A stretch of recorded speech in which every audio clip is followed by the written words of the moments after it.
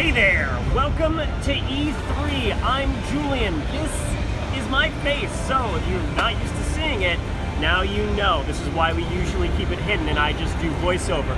But exciting news, we're at E3. You may have noticed we didn't release a video today talking about science in video games because we had this to attend and look forward to. Another channel I work for is Nvidia's channel, GeForce on YouTube. I spend all my time talking to game developers about what they're coming out with, what we should be looking forward to. So E3, the biggest gaming event for developers of the whole year, where they announce all their new stuff, is also a really busy time for me.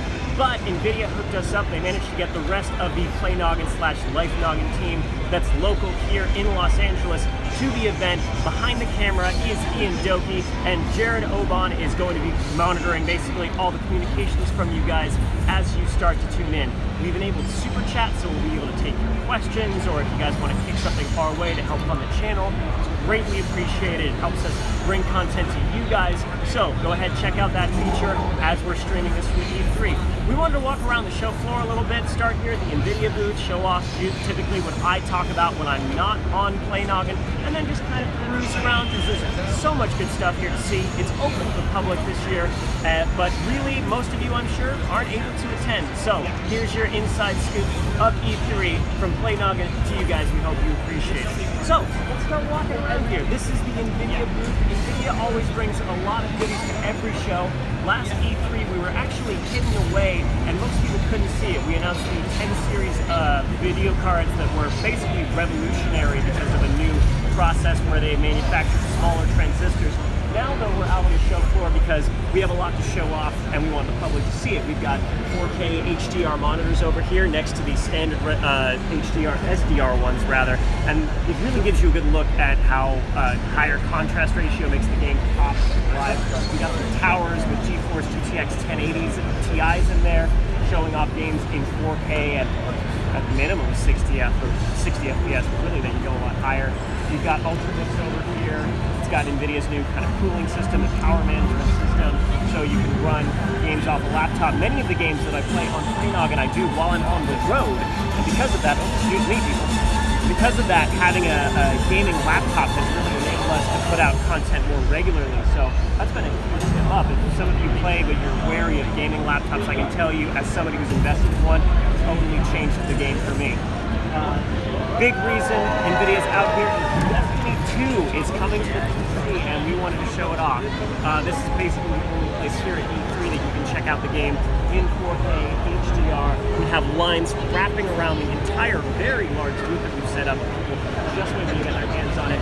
I got my hands on it. I recorded some footage for it. So we're going to figure out an angle to talk about Destiny 2. I'm sure you have your own ideas to cover, and then we're going to bring it to you probably before the game is even out.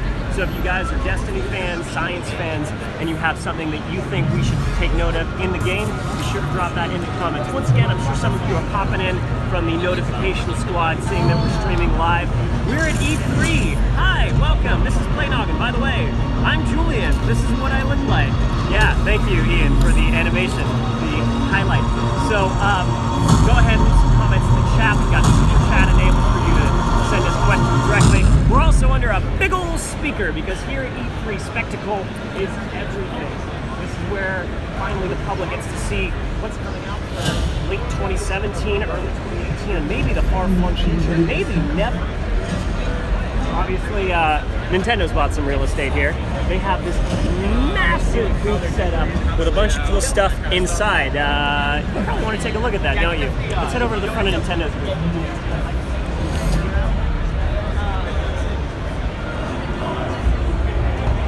Excited to see the Nintendo Switch.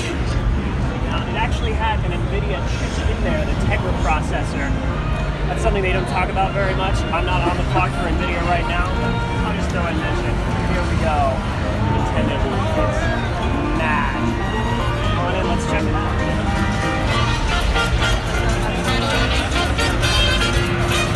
Switch. Adding a lot of new gameplay features with this new, haptic controls. So they've got huge lines for things like ARMS and other games. Mario Odyssey coming out. Mario in space twice. wasn't enough. They decided Mario could beat everything now. You want to throw your hat on a tank and be a tank, you're in. Also, Mario announced a partnership with Ubisoft's Rabbit, which I did not see coming. But that's good. I think Mario needs a bit of a refreshment anyway. So, fun stuff. You guys can't appreciate the spectacle. This is the most real estate I've ever seen at any sort of gaming show. They're one thing. Nintendo did it big. It's great to see them back with the Switch. The new console after the Wii U was not quite as well received, but the Switch is just killing it. But as you can see here, it looks like they're getting ready to support the game, the console more and more with fresh new games. So, you're thinking of investing in a Switch, if you can get your hands on one, this E3 gives you a reason to get a little bit hyped. Alright, we're satisfied off Nintendo, which you probably aren't, but there's so much to show. We're only streaming 15 minutes. Let's check out another booth. Where we want to go. That's Jared. He tried to be ignored, but he's here. He doesn't like being on camera. And I'm like, oh, sweet legendary. Oh, another one. Wait a minute. Oh, another one.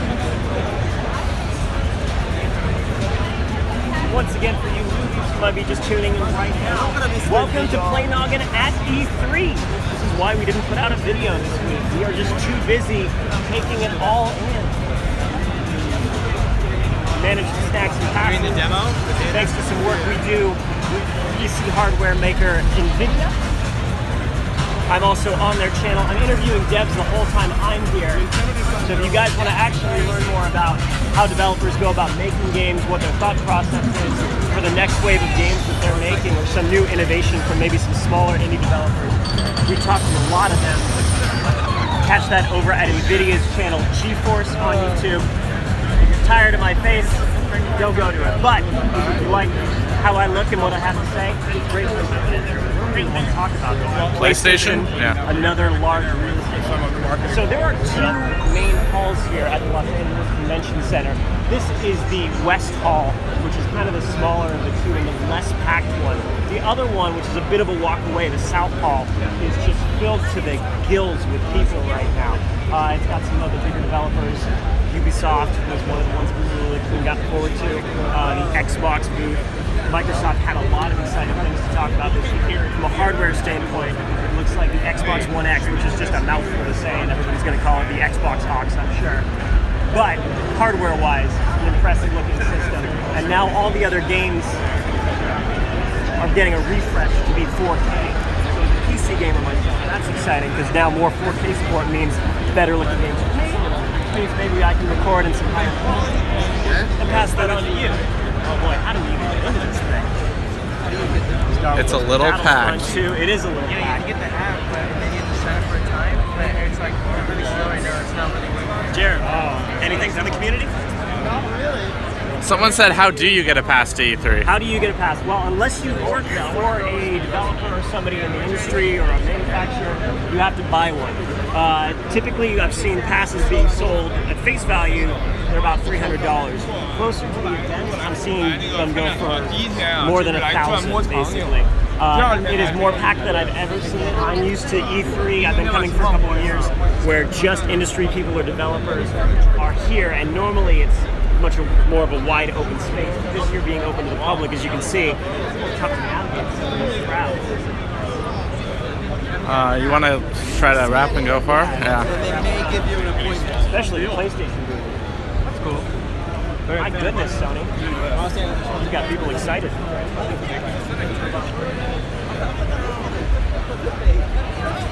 Battlefront 2 is a game I'm looking forward to a lot. The first one, I think. Concept, a little flawed in the execution. Didn't love the pickup token style. Noticed that a lot of people, as they played them more and more, started ignoring them. Which, you have a game with TIE fighters that you can just grab and jump in, and people are ignoring them. Something's not quite right. This one's going to focus more on like kind of a reward system. As you play better, you get to unlock heroes or vehicles or something, or special abilities, something like that. Destiny 2, as mentioned. Someone asked, what's your console of choice? My console of choice. Well, the great thing about being a PC gamer now is that Microsoft is releasing a lot of things that used to be Xbox exclusives on PC. I think the purpose of that really is to get more people to adopt Windows 10 because it had a bit of a rocky launch that people were resisting and enjoyed the really stable experience of Windows 7. So they're dangling that carrot of exclusive console games on PC on Windows 10 as well. That means that for me, if I'm going to invest in a console, it's going to have to be something like a PlayStation 4 or a Nintendo Switch. Between those two, I guess I'd go with Nintendo since the experience is the most different from being on the PC. It's just, man, it's tough to get your hands on a Switch these days. Nintendo's just not manufacturing as many as they would. It's part of why they killed the NES Classic version that they were making that was also immensely popular, but they just couldn't get it out in enough numbers, so they ended up axing the whole thing. Julian, what games do you want to see on Play Noggin that you're seeing here? Ooh, okay, well I think we're going to have to do Destiny 2. Obviously, we get a lot of fans asking about Destiny. I want to see some indie games, actually, that we've been talking to. Of course, one of the issues of doing a channel like ours is we have to come up with scientific angles for all of these, and we want to keep it new and fresh and always have some concept that we want to explore that maybe you haven't heard before in a previous game. So indie games are a great opportunity for that, and we see a bunch of them here. I get to talk to a lot of indie developers, like Tooth and Tails was a game that I was talking about the other day, and it's like a real-time strategy with fuzzy animals that murder each other. So we got to figure out how to talk about something like that. First thing that comes to mind for me is like Dr. Evil talking about sharks with laser beams on their heads. So maybe how we would use animals in warfare. In fact, just coming off of that, my first thing that comes to mind is the fact that there have been animals that have been awarded things like decorations for wartime, like carrier pigeons that saved regiments of people for delivering important communications even after they were shot, things like that. These are all true stories that we can explore, and it's a concept that's not really talked about in AAA game title that might be more focused on, you know, combat as we are used to it, or world exploration or something like that. So really for me, indie games that I'm getting a first look at here are what get my brain churning the most. Sanic. Hi, Sanic. We covered you. We don't need to touch on Sanic again. That was a fun one. What's fun for me is I get to learn a lot too as I'm doing these. I've been doing science communication for about 3 years now. I've been working for the Discovery Channel's YouTube during that time. So I'm pretty familiar with a lot of news and issues in the science world. But the great thing about doing this too is I still get an opportunity to learn all the time myself, and that pass that knowledge on to you guys. We also want to be more gaming focused, so we're thinking of doing more of these live streams. As a matter of fact, I know this one was unannounced, so surprise everyone, thank you for tuning in if you did catch this. But in a couple weeks, actually on June 29th, I believe it is, Ian? 29th, we're going to be doing a tabletop session, and we might be bringing in some people, if you're a SourceFed fan, you're going to be very familiar with. So, talk a bit of games, talk a bit of science, and then just riff on life, the universe, and everything while we're at it. So if you guys like this live stream format, be sure to tune in, check it out then. We also got plenty more of the standard Play Noggin format coming at you, where we'll be playing games, talking about the science, and expanding it to cover other topics we find interesting as well. Of course, don't forget to leave your comments with suggestions, because those help us a ton. We've enabled Super Chat, which allows you to interact with us more, and also if you want to support the channel, kick something our way, we greatly appreciate it, because we love making content for you guys, and we really like to see what we're building here, and it's all possible because you guys tune in and enjoy it and come and interact with us. So thank you guys. That's Play Noggin's brief tour of what we're seeing at E3. Be sure to check me out on Nvidia's channel GeForce as well, where I talk to devs. If you want to learn more about the nitty-gritty of the game developer world, great place to go too. Stay tuned to Play Noggin. Plenty more content coming with you as the channel grows and continues and carries on. See you guys.